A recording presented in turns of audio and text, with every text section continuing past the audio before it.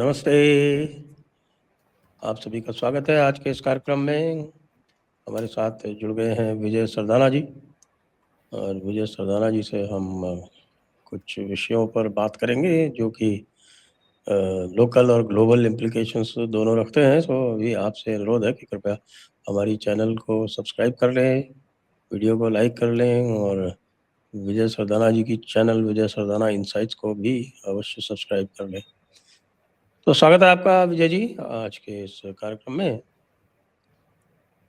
और अब ऐसा लग रहा है कि नूरा कुश्ती चल रही है अमेरिका और ईरान की, तो इसलिए सब चीज़ें जो हैं वो आपकी मार्केट भी वापस चढ़ रही है, रुपया भी रिकवर कर रहा है। लेकिन उनका क्या होगा जिन्होंने ये भविष्यवाणी की थी कि साहब की there will be an economic tsunami and India will be economically devastated. और अच्छा, उसके मेरे ख्याल से उसके दूसरे दिन ही जो है वो जीडीपी के आंकड़े आ गए थे जिसमें दे गॉट 7.8%। तो ये लोगों का जो ये भविष्यवाणी होती है इसकी क्या बेसिस होती है, और जब भविष्यवाणी गलत होती है तो ये नहीं करते तो इसका क्या कोई लीगल रिकॉर्ड्स भी है? भाई आपने जो जिस तरह का माहौल क्रिएट किया और उसका जो है वो मार्केट्स पे क्या असर हुआ, दूसरों पे क्या असर हुआ, तो can we claim damages? Sir, इसका ना सबसे पहले तो आपको और सभी दर्शकों को मेरा प्रणाम। सर, आपने बहुत ही एक इंपॉर्टेंट सवाल किया। ऐसा ही एक सवाल एक बार मैंने मेरी बेटी से किया, इंसिडेंटली, वो भी लॉयर है। उसने एक बहुत जबरदस्त जवाब दिया जो मैं भूल नहीं पा रहा। मैंने उसको, बेटी को ऐसी बातचीत हो रही थी कुछ फैमिली में, तो मैंने उसको ये बोला, मैंने कहा, यार, why you are talking stupid? You know what was the reply? Constitution of India gives you freedom of expression. It does not say that you can't be stupid.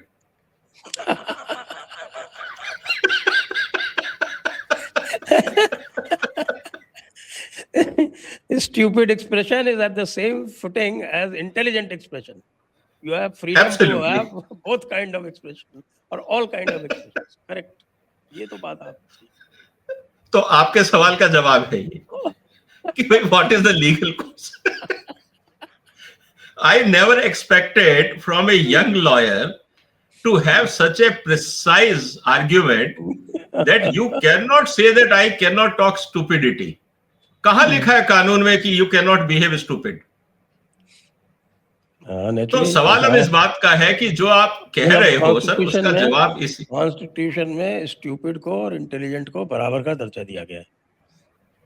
हाँ, इसीलिए जो भी कुछ भी लोग बोल रहे हैं, you have to respect their freedom of expression. उसमें मतलब नहीं निकालिए। नहीं, मतलब उसमें फ्रीडम ऑफ एक्सप्रेशन में ये भी है ना कि 8-9 रेस्ट्रिक्शंस हैं उसमें। हाँ, रिस्पॉन्सिबिलिटी है। नहीं, वो जो रेस्ट्रिक्शंस हैं, वो रेस्ट्रिक्शंस क्या हैं? वो था, और रेस्ट्रिक्शंस जो हैं भाई, आप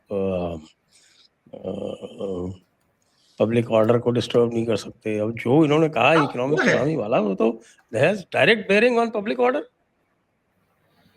सर, ऐसा है ना, हुआ नहीं ना सर।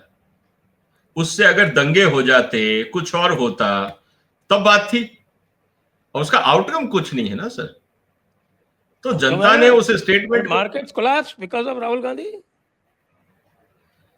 सर, मार्केट का वो आप कोरिलेशन नहीं कर सकते, क्योंकि मार्केट के तो ट्रंप साहब रोज मार्केट हिलाते हैं। वो तो सट्टा खेलते हैं। वो तो कहेंगे, आज देखो ईरान से दोस्ती हो रही है, मार्केट ऊपर, फिर कहेंगे मैं सुबह इसको खत्म कर दूंगा, मार्केट नीचे। तो अब तो उसको आप क्या दोष देंगे? वो तो संडे को बोलते हैं, जिससे मंडे को मार्केट हाँ, हो जाए। वो फ्राइडे तक अपनी बेट लगाते हैं, फिर सैटरडे संडे को वो मंडे ट्यूसडे का गेम प्लान बनाते हैं। हाँ, वो शॉर्ट करते हैं सर, सैटरडे संडे को सर, ये शॉर्ट खेलते हैं। ऑफिशियल रिकॉर्ड है sir. In 1 quarter Trump had 3,700 bets in 1 quarter in 90 days. ये ऑफिशियल स्टेटमेंट है अमेरिकन गवर्नमेंट का। इस पे मेरा पूरा वीडियो है। तो साहब, ये तो जब एक सुविधा जो है, ये भारत के प्रधानमंत्री को क्यों नहीं है? भारत के मुझे पता नहीं, भारत का जो हमारा एलओपी है, विपक्ष का नेता, वो और कुछ नहीं तो कम से कम शेयर्स में इन्वेस्ट तो करता ही है। उसका रिकॉर्ड है, ऑफिशियल रिकॉर्ड है, उसने खूब पैसे बनाए मार्केट में, करोड़ों में पैसे बनाए। अब ऐसा है ना सर कि डिपेंड करता है कि आपकी पावर क्या है और आपकी क्रेडिबिलिटी क्या है। मार्केट मूवमेंट डिपेंड्स अपॉन आपकी क्रेडिबिलिटी क्या है और आपकी पावर कितनी है। अब ट्रंप साहब अमेरिका के राष्ट्रपति हैं, उनके कहने से बम्बार्डमेंट हो सकता है, या उनके कहने से अगर वो कहेंगे मैं दोबारा, अब जैसे अब उन्होंने फिर शुरू कर दिया है कि मैं 100% टैरिफ लगाऊंगा यूरोपियन कंपनीज पे, अब वो उनके पास पावर है तो लोग उनकी बात पे वजन देंगे।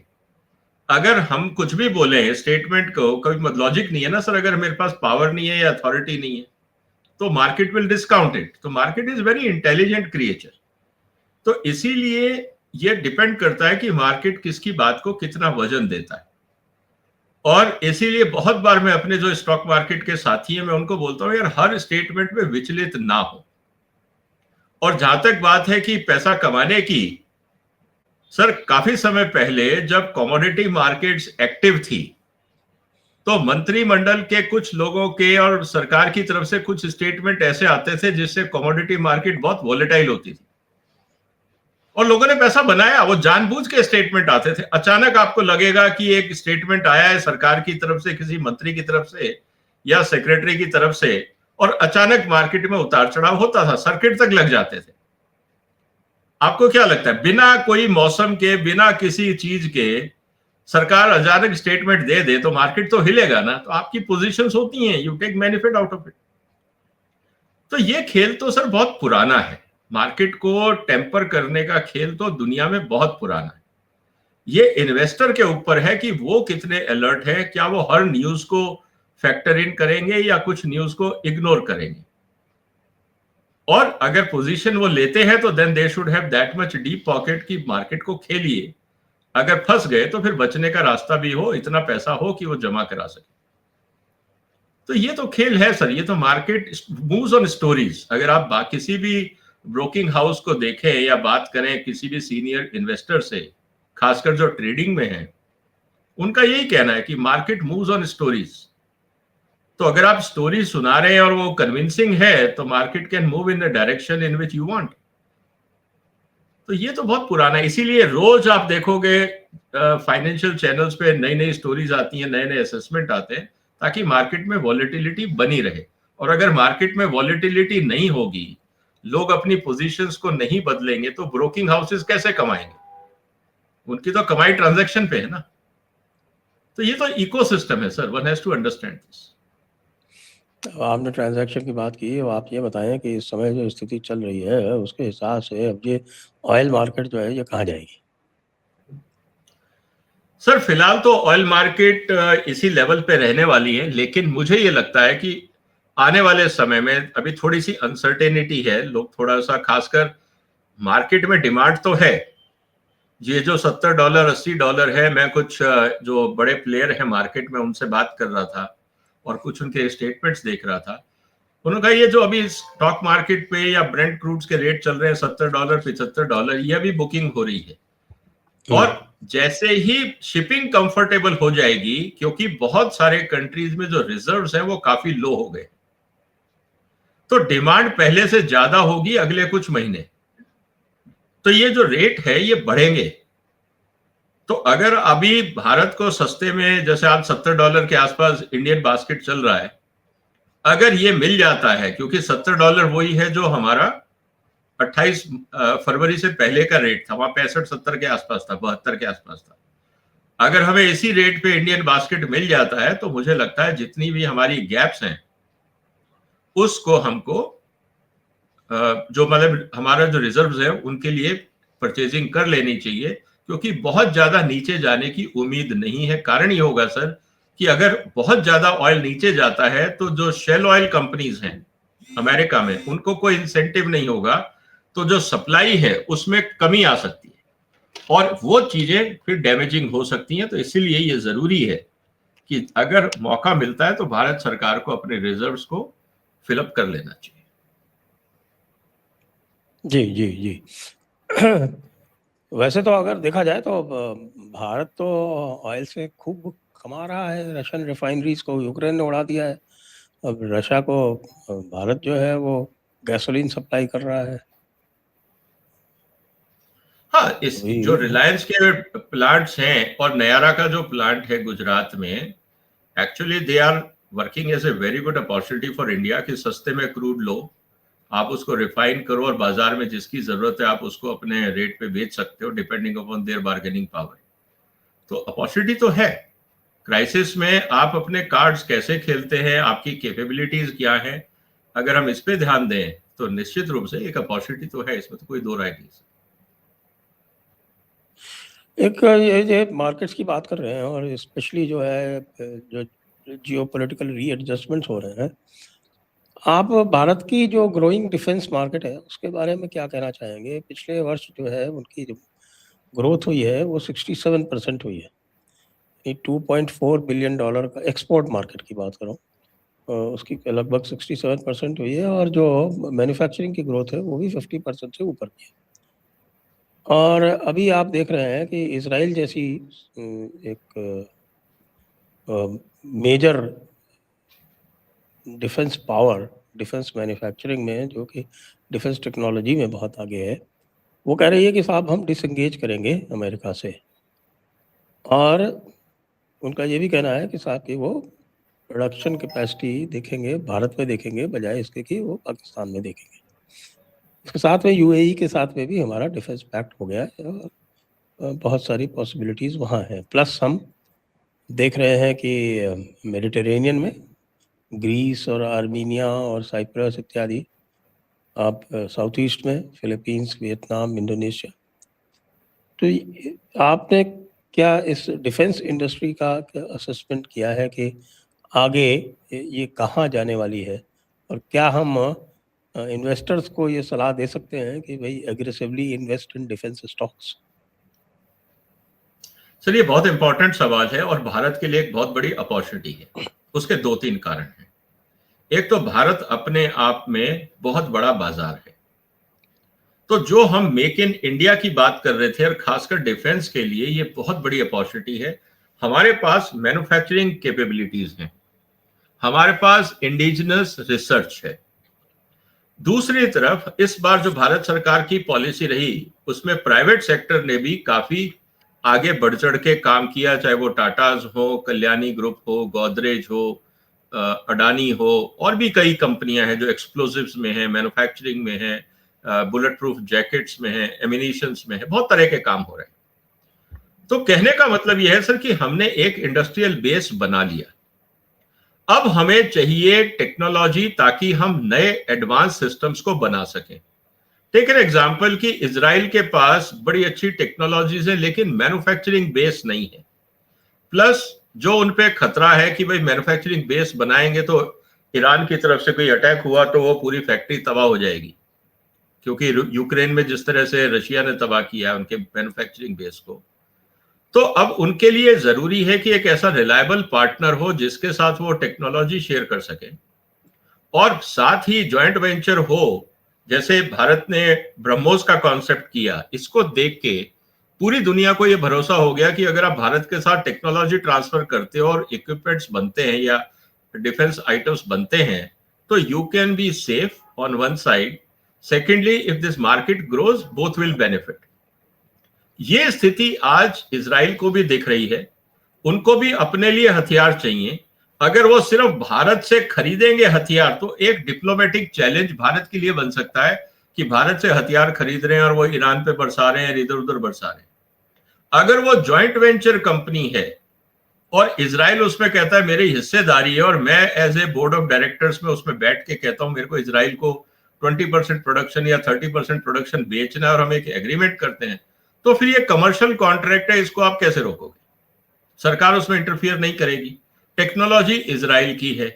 तो कहने का मतलब यह है कि हमें भी उसका फायदा है, इजराइल के लिए भी मैन्युफैक्चरिंग बेस है और दोनों कंट्रीज मिलके ये टेक्नोलॉजी को, जैसे ईस्ट एशिया में बहुत बड़ा मार्केट है जहां पे हमने ब्रह्मोस भी दिए हैं, चाहे वियतनाम है, फिलीपींस है, बाकी कंट्रीज हैं, तो आज वो अमेरिका से ले रहे हैं। प्रॉब्लम क्या है, अमेरिकन जो प्रोडक्ट्स हैं दे आर वेरी एक्सपेंसिव, क्योंकि वो मोनोपोली मार्केट है उनकी। चाइना से वो लेना नहीं चाहते, क्योंकि चाइना वो अपने लिए एडवर्सरी मानते हैं। तो एडवर्सरी से लेंगे, कल को उसने सारे जीपीएस सिस्टम ऑफ कर दिए तो आपकी मिसाइलें उड़ के कहीं वापस आप पे ही ना गिर जाए। तो कहने का मतलब ये है कि ये सेंसिटिव सेक्टर है, यहाँ क्रेडिबिलिटी एंड रिलायबिलिटी बहुत बड़ी चीज है। तो इसमें भारत के लिए एक बहुत बड़ा मौका है, और एडवांस टेक्नोलॉजीज, चाहे वो भारत को कोरिया से मिले, चाहे वो जापान से मिले, चाहे इजराइल से मिले, अमेरिका से मिले, साउथ अफ्रीका से मिले, जहां से भी, यूके से मिले, फ्रांस से मिले, जर्मनी से मिले, जहां से भी भारत को टेक्नोलॉजी मिले, मुझे लगता है भारत सरकार की एक पॉलिसी होनी चाहिए कि आइए जॉइंट वेंचर करते हैं। आपको पूरी टेक्नोलॉजी ट्रांसफर नहीं करनी, कोई बात नहीं, to start with let us have a JV, let us have a 50-50% JV, let us make in India and supply to the world।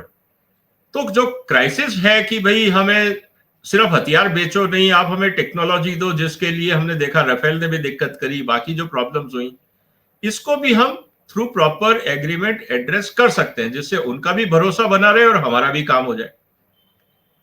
तो मुझे लगता है कि एक बहुत बड़ी अपॉर्चुनिटी है, क्योंकि डोमेस्टिक मार्केट भी है, वर्ल्ड मार्केट भी है। और आज जो दुनिया में सप्लायर हैं, या तो वो अमेरिकन है, या वो चाइनीज है, या थोड़े बहुत यूरोपियन है। भारत एंटर करेगा तो Bharat will have a credibility, क्योंकि एक तो हम न्यूट्रल हैं, दूसरा हमारी अपनी डिफेंस फोर्सेस वो टेक्नोलॉजी यूज कर रही है, तो एक क्रेडिबिलिटी है, और तीसरा हमारा कोई अल्टीरियर मोटिव नहीं है जैसे चाइना का है या अमेरिका का है। तो तीनों जगह पे Bharat is in a very sweet spot, और मुझे लगता है इसको हमें एनकैश करना चाहिए, और इससे हमारे यहाँ भी इंडस्ट्रियलाइजेशन इंप्रूव होगा, हमारे यहाँ भी जो एमएसएमईज हैं उनको काम मिलेगा, बड़ी कंपनियों को काम मिलेगा, and this will be a big even foreign exchange earner for India. तो I think it's a very very important development, seriously इसको लेना चाहिए। अभी जो मैं ट्रेंड देख रहा हूँ, वो जो ट्रेंड आपको बताएं कि ये इस समय जो टोटल प्रोडक्शन वैल्यू है, इट्स अबाउट $18.6 बिलियन, और ये 5 साल में डबल हो गई है। 5 साल में डबल होने का मतलब ये लगभग 15% पर एनम का ग्रोथ दिखा रही है। तो this I think makes it the fastest growing industry in India. Plus जो आगे का प्रोजेक्शन है वो ये है कि भाई ये अगले 5 साल में it will cross about $35 billion, which is again another 14% growth per annum। इसके अलावा ये भी कहना होगा कि हमारी जो इस समय लार्जेस्ट एक्सपोर्ट है वो सेकेंडरी एक्सपोर्ट है, इन द सेंस कि पेट्रोलियम प्रोडक्ट्स हमारी सबसे बड़ी एक्सपोर्ट है, which is about $12 बिलियन। और अगर ये हमारी जो है ये एक्सपोर्ट बढ़ के $10 बिलियन हो जाती है, तो I think it will be a huge achievement. Absolutely sir, ये बहुत बड़ा एक सिर्फ फाइनेंशियली नहीं सर, जो इसमें मेरे को जो ज्यादा बड़ी जो अपॉर्चुनिटी दिखती है वो है technology upgradation with in India. हमारी एमएसएमईज केपेबल होगी, हमारा मैन पावर तैयार होगा, जिसको कहते हैं ना इंडस्ट्रियल बेस एंड इकोसिस्टम, हम वो बिल्ड कर पाएंगे, प्लस इन्फ्लुएंस। एब्सोल्युटली सर, आज भी अगर आप देखें तो आज हमारे हथियार छोटे बड़े मिला के अगर देखें तो करीब 80 देशों में जाते हैं। अब चाहे वो हम राइफल भेजें, चाहे वो बुलेट प्रूफ जैकेट भेजें, चाहे हम कुछ और भेजें, जा तो रहे हैं, इंडिया का नाम तो जा रहा है, रिलायबिलिटी तो एस्टेब्लिश हो रही है। और क्या होता है विद इवोल्यूशन ऑफ टेक्नोलॉजी नए प्रोडक्ट बनते हैं। हमने ब्रह्मोस में डेवलपमेंट किया, हमने राफेल के आसपास इकोसिस्टम में डेवलपमेंट किया। तो भारत के अंदर क्या होगा कि फिर क्रिएटिविटी इंप्रूव होने लगती है। और मेरा यह मानना है कि डिफेंस इंडस्ट्री को लेकर कम से कम कुछ हमें अच्छी यूनिवर्सिटीज भी तैयार करनी चाहिए, जहां पे डिफेंस रिलेटेड टेक्नोलॉजीज पे पढ़ाई हो और डिफेंस रिलेटेड टेक्नोलॉजीज पे रिसर्च हो। आज चाइना के पास सबसे बड़ा स्ट्रेंथ क्या है सर? उन्होंने अपने यहाँ डेडिकेटेड यूनिवर्सिटीज बना रखी हैं जो स्पेस पे काम कर रही हैं, जो डिफेंस पे काम कर रही हैं। कल ही मैं देख रहा था, उन्होंने एक बड़ा इंटरेस्टिंग काम किया सर, मैं आपको एग्जांपल देता हूं। पहली फ्लाइट उन्होंने हाइड्रोजन पे चालू करी, just on A prototype trial basis पे। करीब 20-25 मिनट वो हवाई जहाज एयरबॉर्न रहा है, लेकिन फ्यूल वाज हाइड्रोजन। अब हाइड्रोजन को फ्लाइट में डाल के चलाना कितने सारे कॉम्प्लिकेशंस होंगे सर, उसकी हैंडलिंग, उसकी सेफ्टी, उसका pressure. Hydrogen has to be stored in a cryogenic temperature, तो पूरा कूलिंग सिस्टम बनाया होगा। फिर क्रायोजेनिक इंजन से, स्टोरेज से इंजन तक जाने के लिए जो पाइपलाइन है उसको कैलिब्रेटेड वे में टेम्परेचर राइज करना, ताकि जब गैस पहुंचे टरबाइन में वो राइट टेम्परेचर पे हो, राइट कंसंट्रेशन पे, राइट प्रेशर पे हो। बहुत सारा काम है। इसको लेकर कल मैं वो इंटरेस्टिंग स्टोरी ये पढ़ रहा था, न्यूज थी, क्योंकि टेक्निकल एंड डिफेंस साइड मेरा एरिया ऑफ इंटरेस्ट रहता है, बीइंग ए टेक्नोक्रेट। उन्होंने ये कहा कि साहब, दो जो चाइना की यूनिवर्सिटीज हैं which are specialised in aeronautics, ये उनका काम है। अब आप समझिए कि सर, दो universities dedicated for working on aviations, कोई सेफ्टी पे काम कर रहा होगा, कोई नेविगेशन पे काम कर रहा होगा, कोई फ्यूल पे काम कर रहा होगा, कोई इंजन डेवलपमेंट पे काम कर रहा होगा, कोई लैंडिंग गियर पे काम कर रहा होगा, कोई बाकी एरोडायनेमिक्स पे कर रहा होगा, कोई फ्रेम पे काम कर रहा होगा। 50 काम है ना सर। उसके लिए डेडिकेटेड एक डिपार्टमेंट बना के, और उसके पास भी फंडिंग नहीं हो, सिर्फ वो कागज में रिसर्च पेपर छापते रहे जिसका कोई मतलब नहीं है, कट पेस्ट कॉपी पेस्ट करके, उस रिसर्च का क्या फायदा। तो मुझे लगता है कि ये बहुत बड़ी अपॉर्चुनिटी है भारत के लिए, और भारत सरकार को सिस्टमेटिकली, जैसे फॉरेंसिक पे हम लोगों ने अब काम किया है, फॉरेंसिक यूनिवर्सिटीज बनाई हैं, ऐसी डिफेंस के लिए डेडिकेटेड, जहां पे भी डिफेंस कॉरिडोर्स हैं वहां पे वर्ल्ड क्लास यूनिवर्सिटीज, चाहे वो प्राइवेट सेक्टर के साथ हो, चाहे वो सरकार डेडिकेटेड बनाए। तो मुझे लगता है कि इससे हमें मैन पावर भी मिलेगी, रिसर्च होगी, और जो मेंटेनेंस के लिए हमें स्टाफ मिलेगा, और जो काम हो रहा है उसके ऊपर फर्दर डेवलपमेंट के लिए भी रिसर्च अपॉर्चुनिटीज मिलेंगी जो जरूरत है। तो दिस कैन बी डन। तो जो डीआरडीओ है, डीआरडीओ से एफिलिएटेड मुझे लगता है 1-2 यूनिवर्सिटीज, उनके अपने R&D सेंटर्स हैं, आई एग्री, लेकिन उस R&D सेंटर को फीड करने के लिए जो मैन पावर चाहिए, उसके लिए मुझे लगता है कि 2-3 यूनिवर्सिटीज बनाना जरूरी है, ताकि प्राइवेट सेक्टर में भी मैन पावर जाएगा, डीआरडीओ को भी मैन पावर मिलेगा, और वही मैन पावर फिर हमारे लिए इंटरनेशनल मार्केट में जहां जहां वो जाएगा वो हेल्प करेगा। तो ये एक क्रेडिबिलिटी का इशू है। तो ये एक एजेंडा होना चाहिए, not just manufacturing and export, but to build a overall ecosystem. और जो प्रोडक्ट आज हम इंपोर्ट कर रहे हैं, स्पेयर पार्ट्स हैं, क्रिटिकल कंपोनेंट्स हैं, उस पे इंडिया में रिसर्च शुरू होना चाहिए कि हम आज तो चलो इंपोर्ट कर रहे हैं, लेकिन टारगेट ये हो कि जैसे चाइना ने किया, उन्होंने अपनी इंडस्ट्री, आईटी इंडस्ट्री को पूरा टारगेट दिया था कि बाय 2027, ये इंटरेस्टिंग है, मेरा इस पे एक वीडियो है सर, डॉक्यूमेंट 79, अगर आप मेरे चैनल पे जो लोग देखना चाहते हैं जाएं और देखें।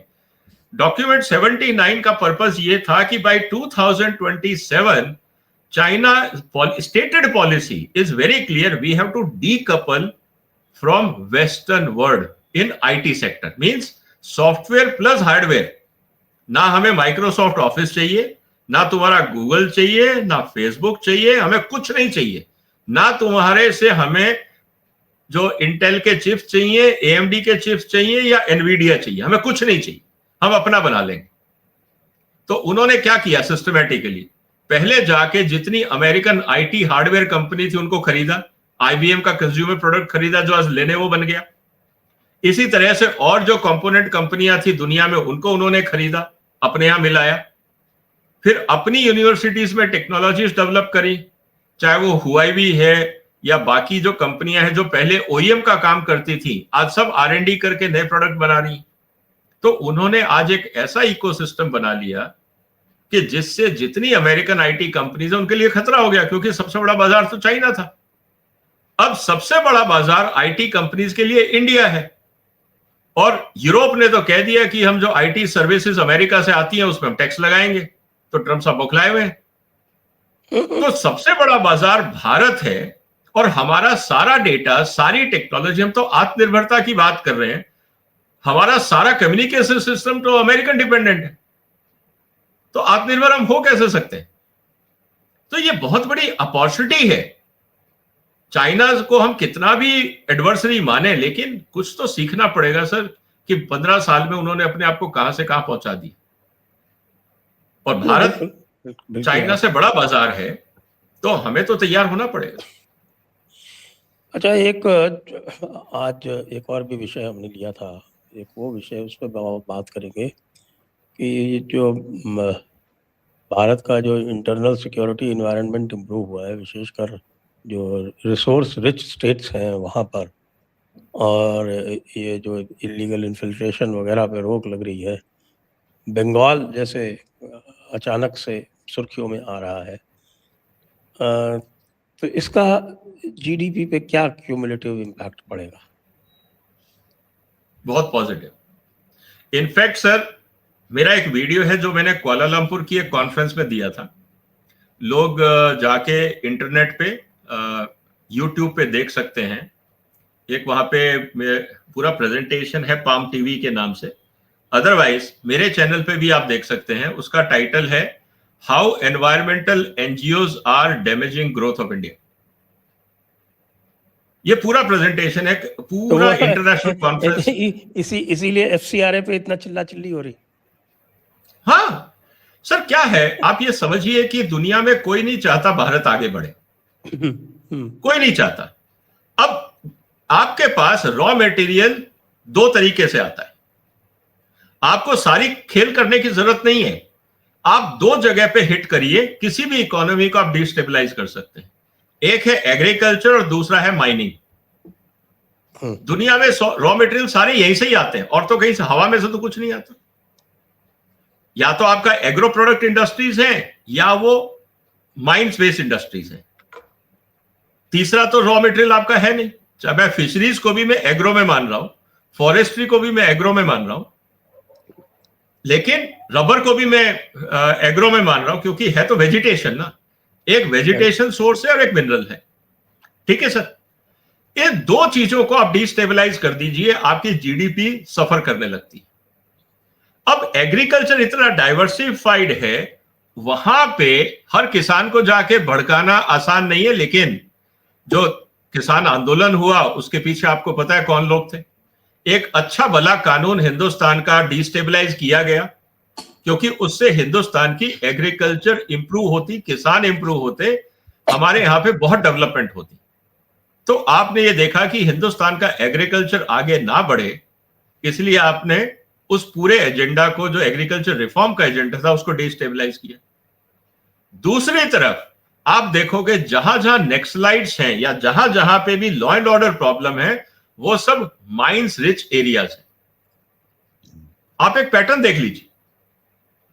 अब वहां पे क्या होता है कि इन लोगों को, चाहे आप कहें कि भड़काया जाता है या इंड्यूस किया जाता है, इनको हथियार कौन पहुंचाता है? वहां पे क्यों कहा जाता है कि साहब माइंस एरिया को हम डिस्टर्ब करेंगे in the name of environment, in the name of Adivasi, in the name of culture, ये वो सब कुछ ना कुछ एजेंडा लेके।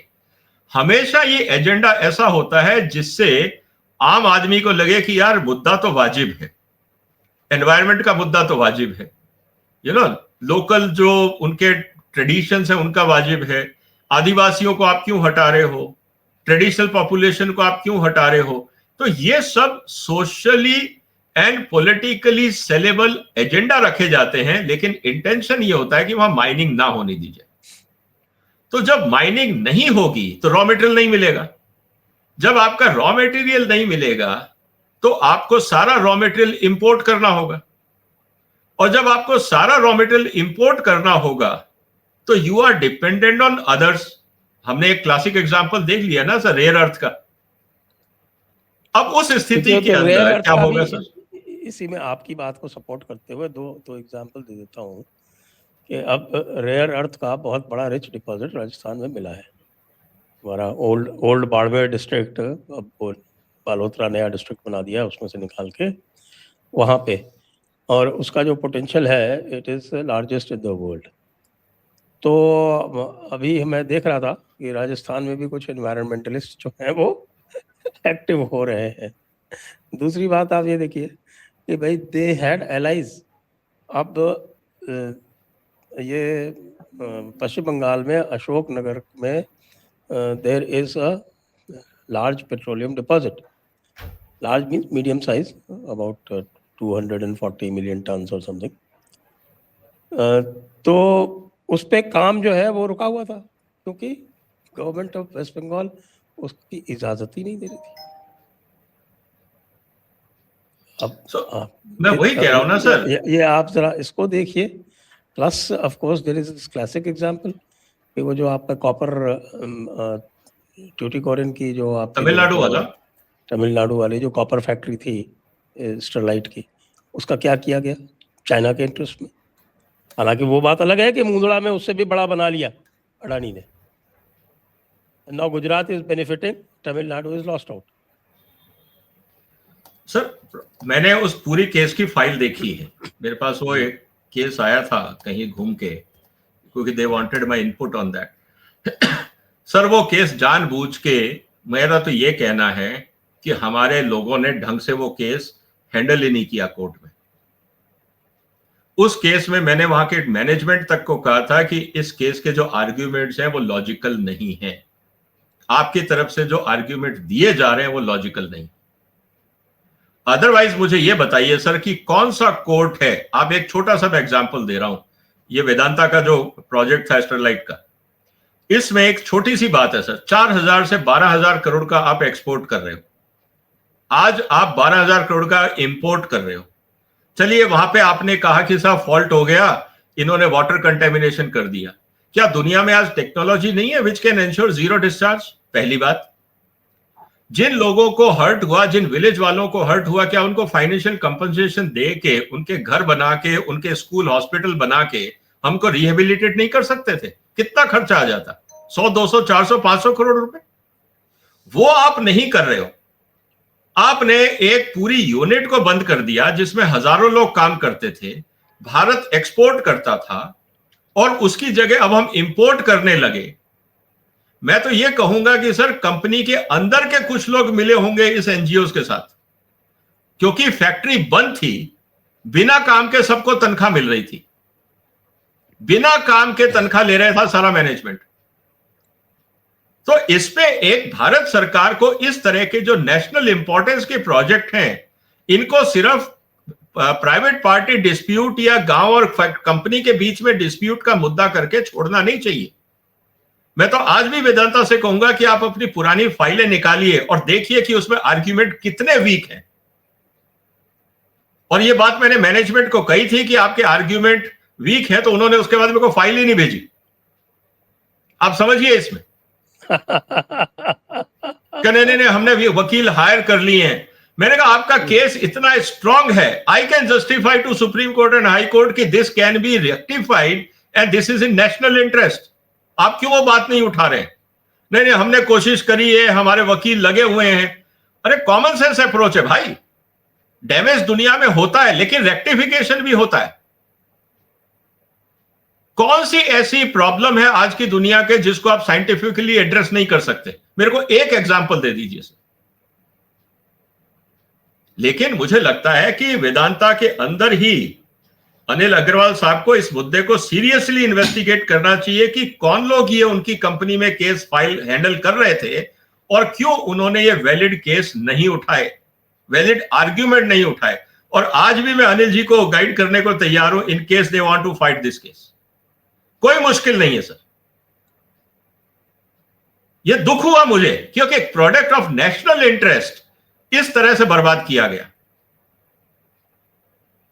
लेकिन अगर आप जैसे कहते हैं ना कि अगर बाड़ी खेत को खाएगी तो कौन बचाएगा, वो वाली बात।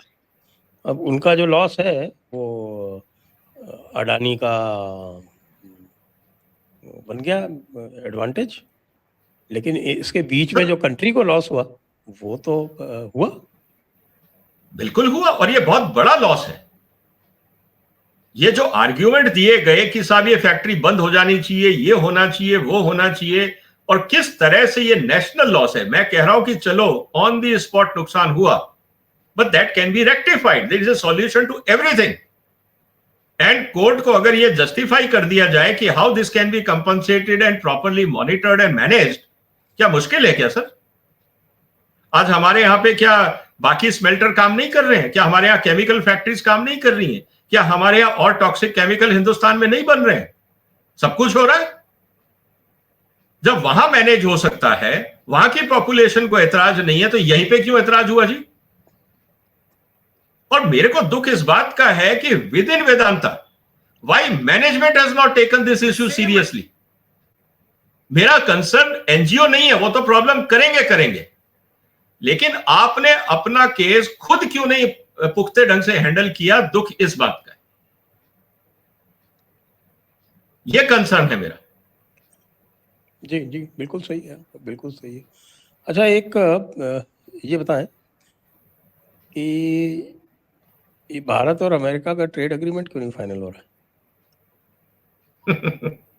सर, इस पे मैंने एक वीडियो बनाया, हाथी निकल गया पूंछ अटक गई।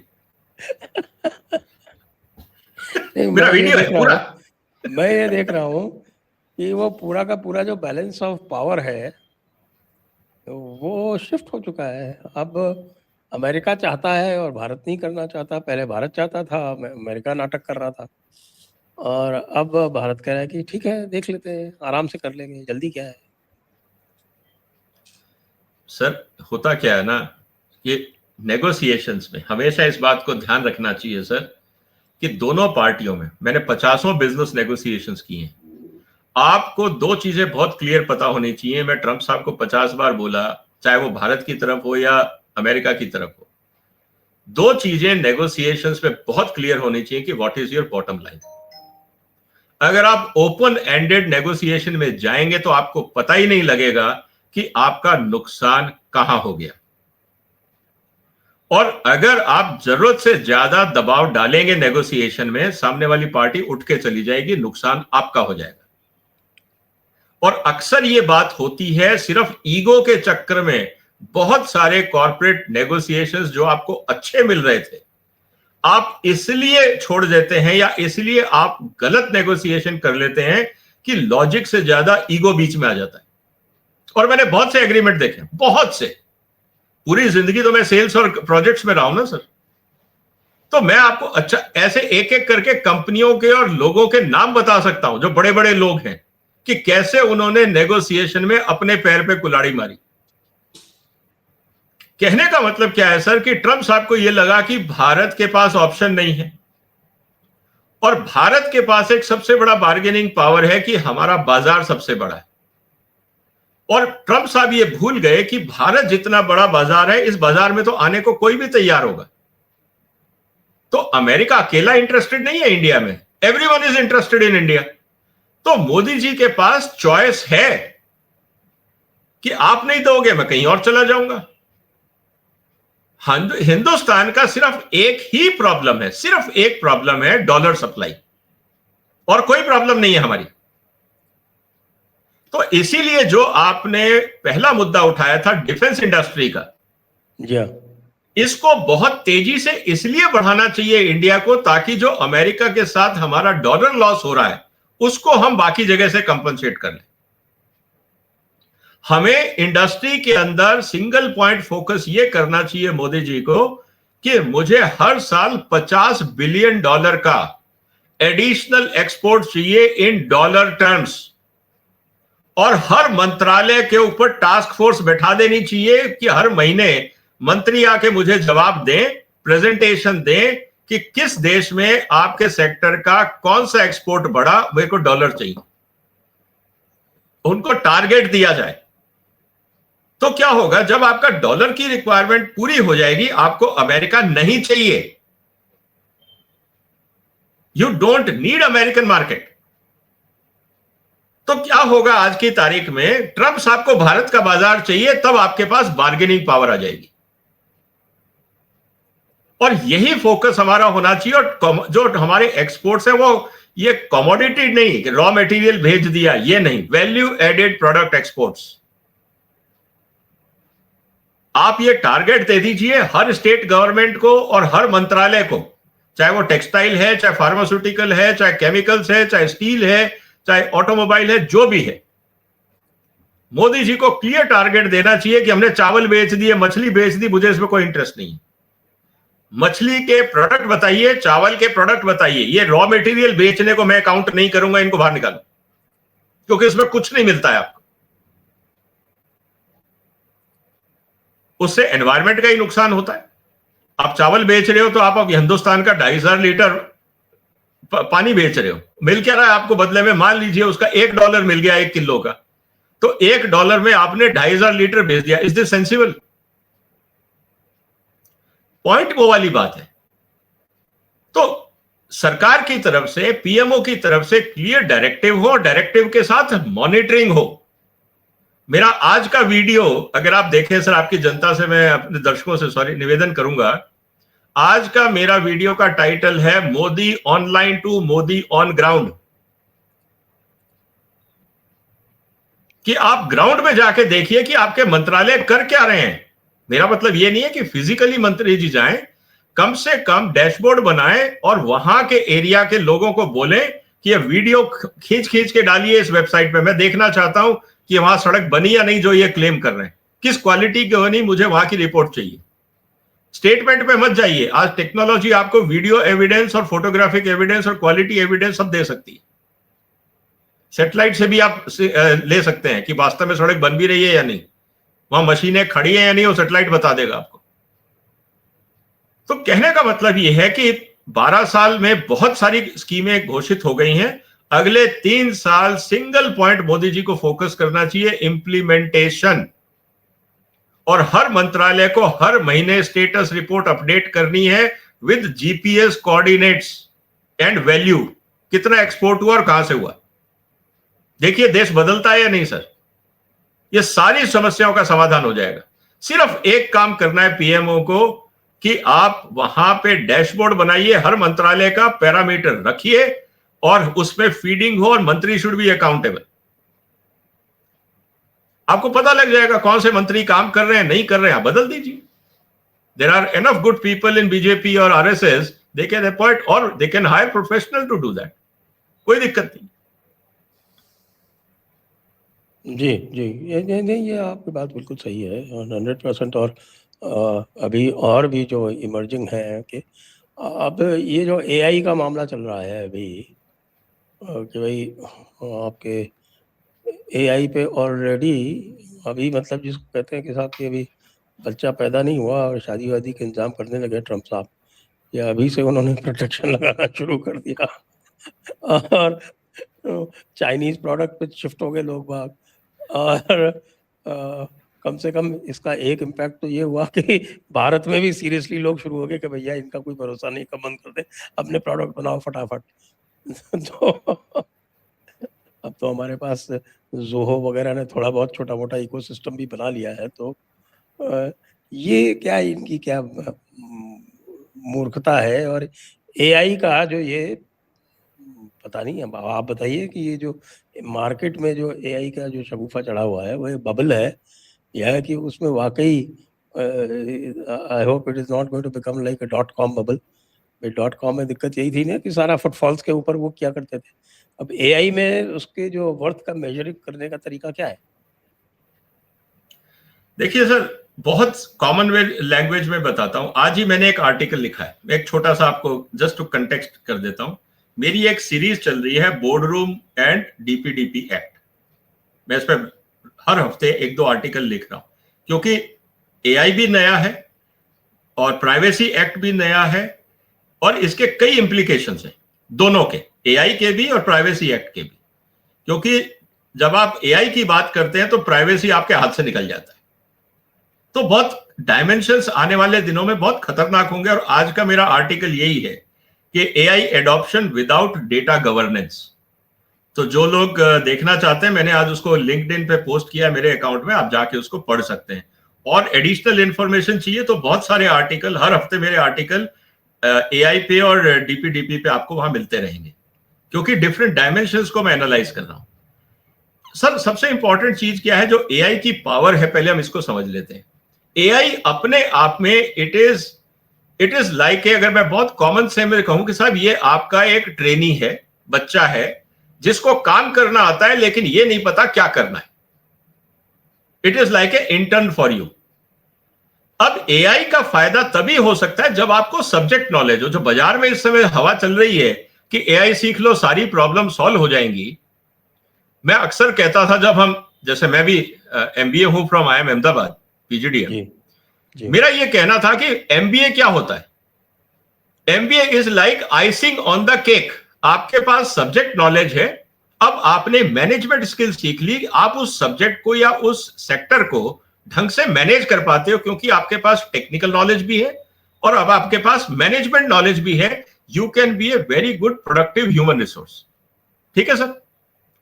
सिर्फ एमबीए विद हिस्ट्री बैकग्राउंड या फिजिक्स, मतलब कि नॉन टेक्निकल बैकग्राउंड, तो आपके पास आइसिंग तो है, केक का है, वो क्या मैनेज करेगा? मान लीजिए मैं उसको, एमबीए वाले को, फार्मास्यूटिकल कंपनी में काम देता हूं कि यार you plan innovation, you handle my R&D research या मार्केटिंग रिसर्च। पहले उसको समझना पड़ेगा दवाई क्या होती है, फिर दवाई कितनी तरह की होती है, फिर उसके इश्यूज क्या हैं, उसके लीगल प्रॉब्लम। इसको समझते समझते उसके 2-3 साल लग जाएंगे, वो नौकरी छोड़ के फिर जूते की कंपनी में चला जाएगा। इसीलिए आप देखोगे कि जो एमबीए से वो 2-3 साल बाद नौकरी बदलते रहते हैं, क्योंकि पहले 2-3 साल तो उनका ये रहता है कि साहब हम सीख रहे हैं, वी आर अंडर ट्रेनिंग, और जब डिलीवरी की बात आती है वो नौकरी बदल के दूसरी जगह चले जाते हैं ताकि अकाउंटेबिलिटी ना हो।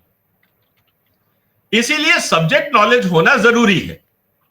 एआई के साथ भी यही है। एआई में मान लीजिए कि आपने कोई एआई को प्रॉम्प्ट दिया कि मुझे इस पे काम करके दो, एआई ने आपको आउटपुट दे दिया। अब अगर आपको सब्जेक्ट नॉलेज नहीं है तो कैसे पता लगेगा कि आउटपुट लॉजिकल है या इलॉजिकल है? मैं बहुत बार करता हूं अपने बहुत सारे रिसर्च प्रोजेक्ट्स में जो काम करता हूं अलग अलग डायमेंशंस में, मैं एआई को कहता हूं मुझे इसका एनालिसिस करके दे।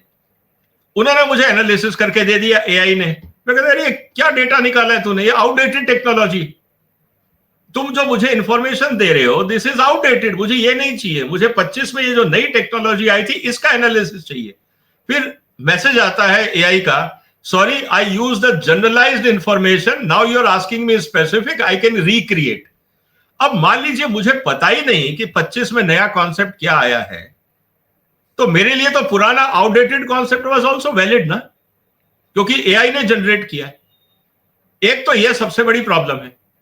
दूसरा, अगर वो गलत इंफॉर्मेशन है और मैं आपको संजय जी को देता हूं कि Sanjay ji this is a correct information, और संजय जी का नुकसान हो जाता है, लायबिलिटी किसकी है? विजय सरदाना की या एआई की? आप मेरे से पूछोगे विजय आपने गलत क्यों दिया? सर मेरे को तो जो एआई ने दिया मैंने आपको दे दिया। अरे अकाउंटेबिलिटी किसकी है? ये ग्रे एरिया है। इसीलिए गवर्नेंस इज वेरी इंपॉर्टेंट। तो AI is a always a tool but it can not be alternate to accountability. तो कोई तो अकाउंटेबिलिटी ले कि एआई का output is reliable and credible, क्यों नहीं तो वो कोई भी उल्टा सीधा डॉक्यूमेंट प्रोसेस करके आपको दे देगा। अब प्रॉब्लम क्या है, जो आपका सवाल था सर, इस बैकग्राउंड के बाद ट्रंप साहब क्यों परेशान है? ट्रंप साहब को यह लगता है कि हमने अपनी यहां पे इंडस्ट्री बनाई 20 साल R&D करके, अरबों रुपए हमने खर्चा। अब विजय सरदाना दिल्ली में बैठ के एआई के माध्यम से यही काम 3 महीने में कर लेगा, जिसके लिए हमने 30 साल लगा दी, अरबों डॉलर लगा दी।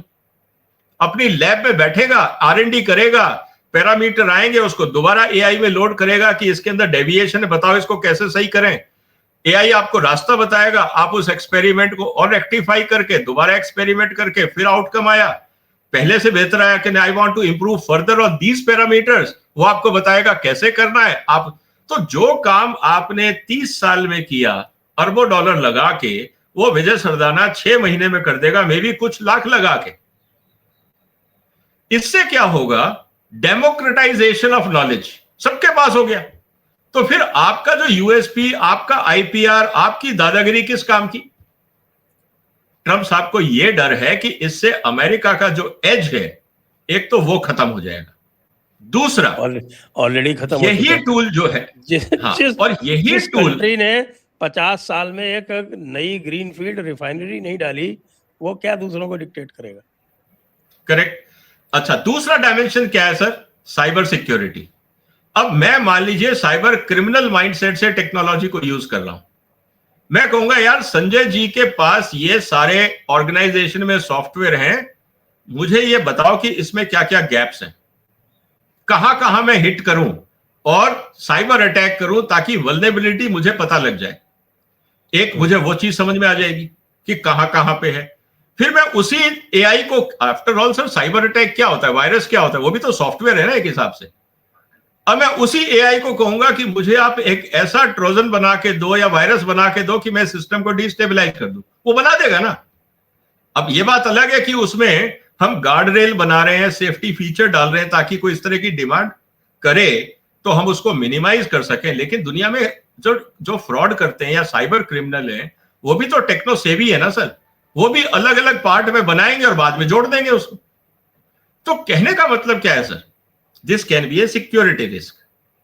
Third important aspect which is very crucial is that जो इमर्जिंग कॉन्सेप्ट्स हैं, अब आपकी इंडस्ट्री कम काम कर रही है, चाइना ज्यादा काम कर रहा है, इंडिया ज्यादा काम कर रहा है, by using your tool they can exceed your capabilities,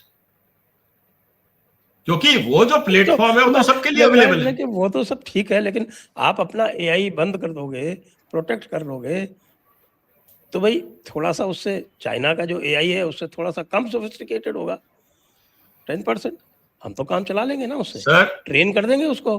after all training is very important. Sir एक बात आप ये समझिए कि चाइना ने तो बहुत क्लियरली ये बोल दिया है कि जो अभी आपने अपना एआई जो बंद किया है, एंट्रोपिक ने जो लॉन्च किया था एआई सिस्टम, उसमें जो उन्होंने अपने एडवांस वर्जन्स को बंद किया है, चाइना ने कहा 1 क्वार्टर में we will release better than that. तो अब आप क्या करेंगे? तो सवाल इस बात का है, एक तरह से परम परले दर्जे की मूर्खता हुई कि आप अपना खुद का मार्केट जो है वो खत्म कर रहे हो, अपने पैरों पे कुल्हाड़ी मार रहे हो और दूसरों को इंसेंटिव दे रहे हो। After all the engineers working on Anthropic और इन सब पे जो है उसमें 60-70% इंडियंस ही होते हैं। सर तो ऐसा तो है नहीं कि कैपेबिलिटी नहीं है, ये था कि कैपेबिलिटी तो है लेकिन एक तरह से विलिंगनेस नहीं थी। सर एक मैं आपको लाइव एग्जांपल देता हूं। आपको याद होगा अमेरिका ने भारत को क्रायोजेनिक इंजन देने से मना कर दिया था रॉकेट का, जो हम जियो स्टेशनरी में। मेरी आंटी थी, she was deputy director in national physical laboratory in Ahmedabad and she was one of the very renowned scientist. उनके काफी रिसर्च पेपर्स हैं एस्ट्रोफिजिक्स पे और बाकी चीजों पे। तो मैंने एक बार उनसे पूछा कि आप ये क्रायोजेनिक इंजन नहीं मिल रहा है तो अब क्या होगा? उन्होंने बड़ा एक लाइन में जवाब दिया, उनका विजय नहीं मिल रहा, कोई बात नहीं, बना लेंगे। अभी तक हम इसलिए नहीं बना रहे थे कि आ रहा है तो क्यों दिमाग लगाएं, अब नहीं आ रहा तो बना लेंगे, थोड़ा सा टाइम ज्यादा लगेगा बस। तो जो काम आज आप मुझे रेडीमेड दे रहे थे, मैं आज इस महीने मान लीजिए उसको लेके अगले 4-5 महीने में मैं असेंबल करके रॉकेट तैयार कर सकता, अब मुझे 3-4 साल लगेंगे इंजन बनाने में, लेकिन फिर वो परमानेंटली मेरी चीज हो जाएगी, जितने मर्जी बनाऊं मैं। और आफ्टर ऑल इंडिया ने बनाया ना सर, बनाया। तो जब भी आप टेक्नोलॉजी बैरियर क्रिएट करते हैं, actually it is a incentive.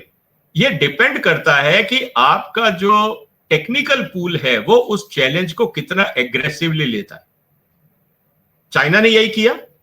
मैं आपको चाइना के इतने एग्जाम्पल बता सकता हूं कि चाइना इतना डेवलप क्यों हो गया, क्योंकि चाइना के लिए अमेरिका ने हर कदम पे बैरियर क्रिएट किया, हर कदम पे।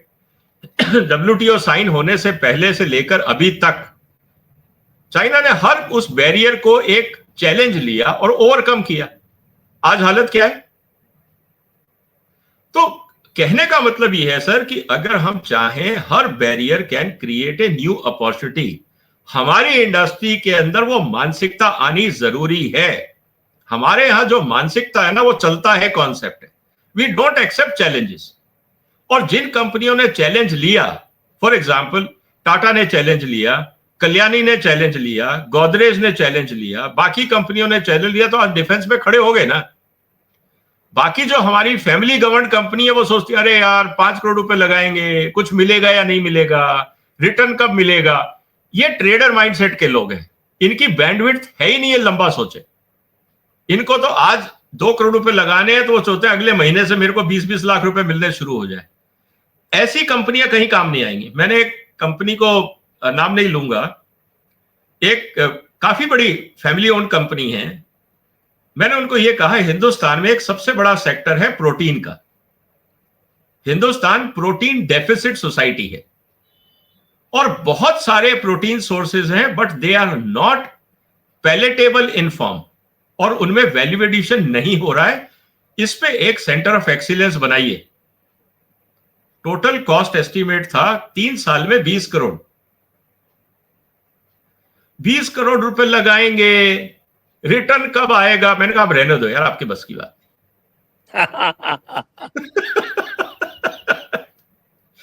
आपको 145 करोड़ का बाजार नहीं दिख रहा है, आपको बाजार नहीं दिख रहा है, आपको अपॉर्चुनिटी नहीं दिख रही है। आप टेक्नोलॉजी बना के रॉयल्टी क्लेम कर सकते हो। अगर खुद मैन्युफैक्चरिंग नहीं करना, आप टेक्नोलॉजी देते जाओ, रॉयल्टी लेते जाओ। आप दुकानदारी कैलकुलेटर, अच्छा 20 करोड़ में कितना पैसा कब वापस आएगा, ये तो बहुत लंबा है, हम इतना पैसा तो नहीं लगा सकते।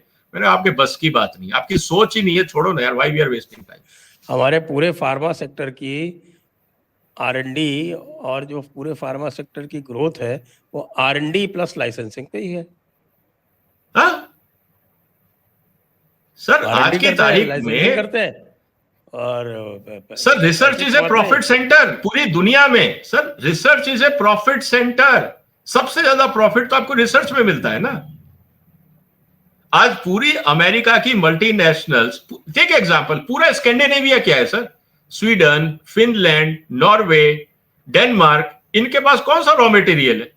ये पूरी इकोनॉमीज चली आईपीआर पे रही है सर। इन्होंने पेटेंट बनाए, कंपनियों को ब्रांड दिए, पेटेंट दिए, उसकी रॉयल्टी खा रहे हैं लोग बैठ के। जितनी बड़ी कंपनीज हैं, मल्टीनेशनल्स हैं, आप मुझे बताइए, नेस्ले दुनिया भर से अरबों डॉलर इकट्ठा करता है तो क्या करती है वो? उन्होंने अपना एक ब्रांड दे दिया और एक फॉर्मुलेशन दे दिया, हिंदुस्तान में बनाओ, जितना माल बनाओगे उसका 2-4-5% हमें बेचते रहना। हिंदुस्तान का टर्नओवर अगर आज 5,000 करोड़ है तो उसमें 6% उनको बैठे बैठा मिल रहा है ना हर साल। उनको कौन सा दिमाग लगाना है? एक बार लगाया था दिमाग, कहे जाओ उसके।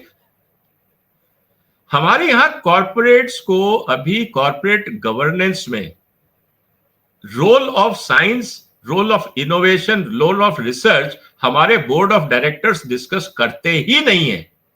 और यही कारण है आज हिंदुस्तान में innovation and research is a operating level issue कि वो मैनेजर देख लेगा, ना एमडी सोचते हैं, ना बोर्ड ऑफ डायरेक्टर सोचते हैं।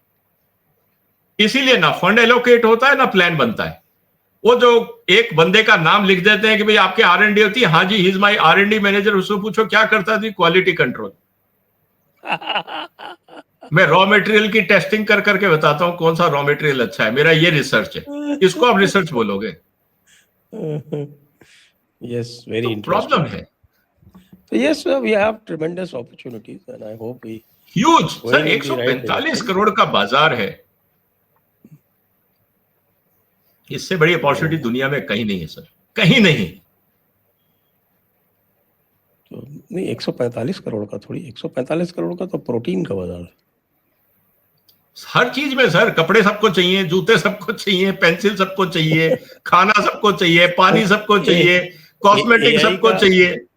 AI का बाजार तो ट्रिलियंस ऑफ डॉलर्स का है।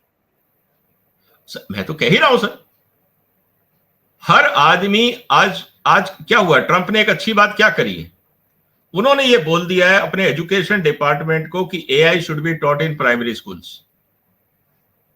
He told very clearly, it's a mandate now. हम यहां क्या पढ़ा रहे हैं, बाबर कब आया था, हुमायूं कब आया, अरे क्या करोगे जान के, आया था यार, नेट पे जाओ बता देगा कौन सी तारीख को आया था। उसमें याद क्यों करना है, उसका एग्जाम क्यों लेना है, मुझे बता दो, आज तक समझ में नहीं आया। हिस्ट्री का एग्जाम लेके तुम क्या वैल्यू एडिशन कर रहे हो, मुझे बता दो। आपको जो जानकारी चाहिए नेट पे है ना सर। आज संजय जी मुझे पूछेंगे विजय जी हुमायूं कब आया था, मैं सर 1 मिनट रुको अभी बताता हूं, मैं याद रखूं, इससे क्या वैल्यू एडिशन समाज को मिलने वाला है।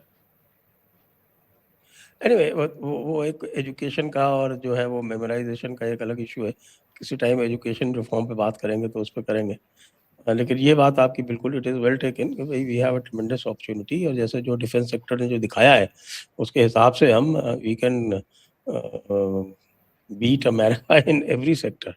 इसमें कोई ऐसी दिक्कत की एब्सोल्युटली। बात नहीं है। तो आज की चर्चा को यहीं पर अब विराम देते हैं। सभी दर्शकों को बहुत-बहुत धन्यवाद, और विजय जी को भी बहुत-बहुत धन्यवाद। जय हिंद, जय भारत, वंदे मातरम। वंदे मातरम सर।